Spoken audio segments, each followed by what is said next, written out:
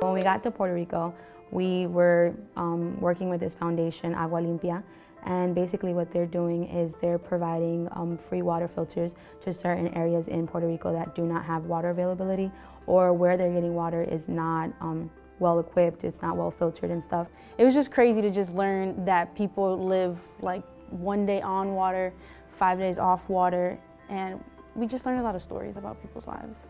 We obviously had that hands-on impact as far as putting the filters together, really training and educating the community partners, the elders that were in those communities to understand how to use the filters. Being a sociology major, I think it's really important to travel a lot and to understand like other people's societies and not just our own. So that's like a reason why I want to take advantage of this opportunity to go.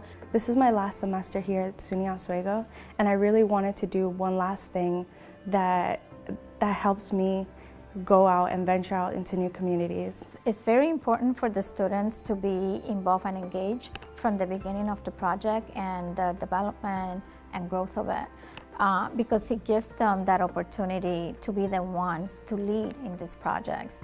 I had this idea that I couldn't speak well in Spanish, but I was effectively communicating with them. So I learned so much about me and like my skills as a Spanish speaker that I can communicate with them. I can communicate with other Spanish-speaking countries and other families, and it was just been great. It's been a really great experience because it empowered me even more to continue on. The people there were so grateful.